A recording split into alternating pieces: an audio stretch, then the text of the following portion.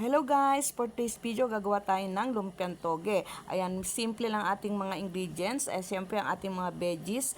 Ayan, ang toge, ang repolyo, ang sayote, ang carrots, ang string beans, ang onions, garlic, and siyempre ang ating lumpia wrapper. Ayan, very simple lumpia recipe. Ayan guys, so ginisa ko na yung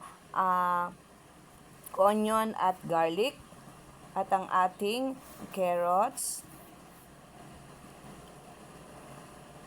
Ayan ang ating sayote.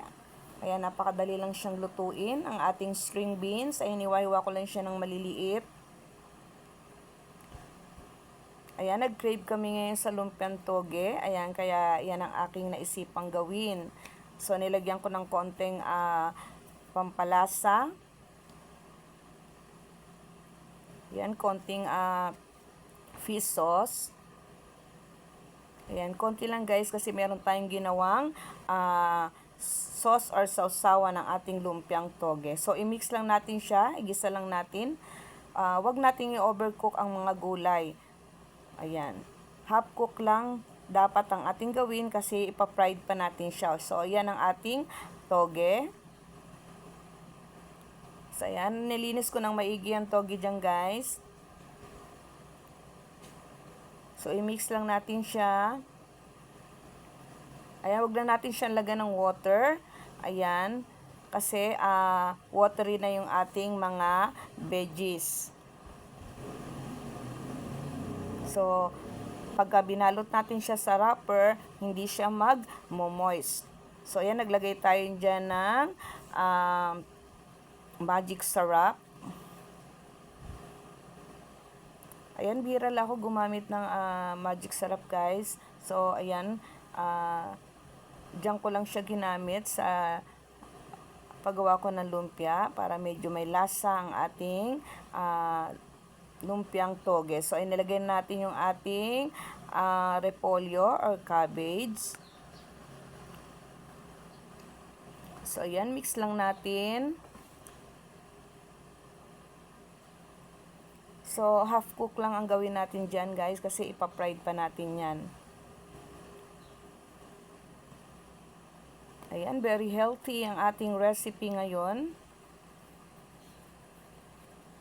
At fresh na fresh yung mga veggies na ating nabili. So, ayan, pakulaan na natin ng konti.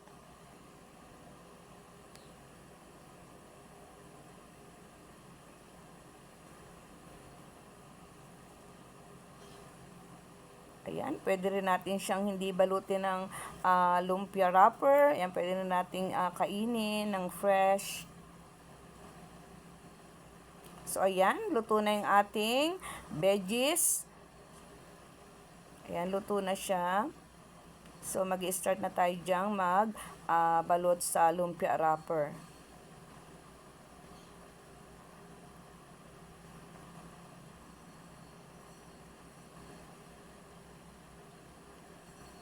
So, ayan ang ating ginawang sausawan. Gumawa ako ng pipino, onions, ayan, tomatoes.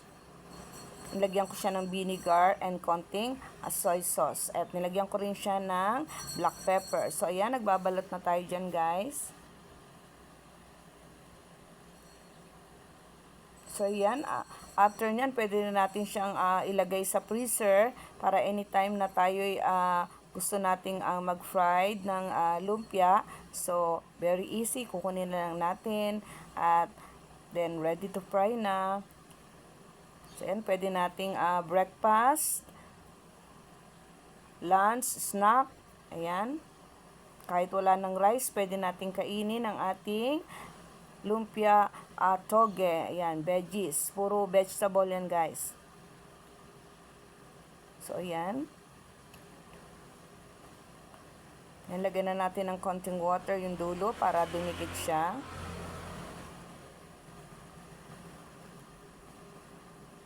Ayan, marami-rami rin tayong nagawa.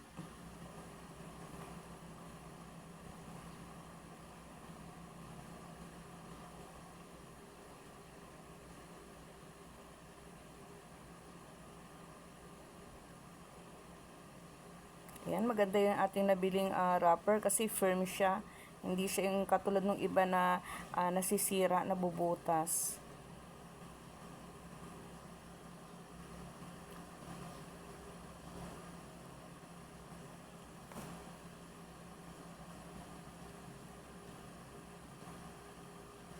Ayan, so guys, paborito nyo rin ba ang lumpiang toge?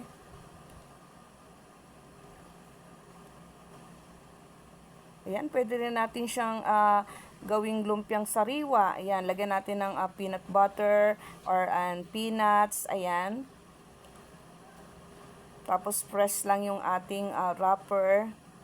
May nabibili ding wrapper na para sa lumpiang gulay.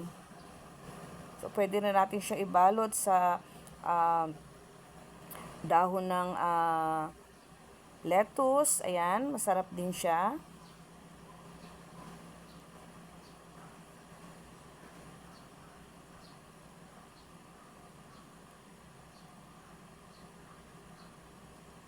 Ayan, marami-rami rin yung ating nagawang gulay.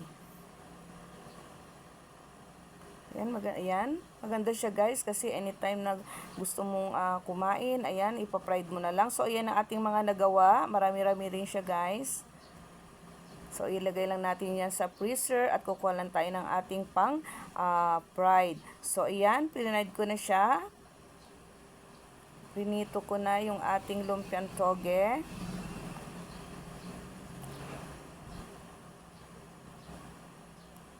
Ayan, baliktarin lang natin para hindi siya madurog. At yung ating ilalagay na oil, sakto lang dun sa ating ilulutuin para hindi siya masyadong oily.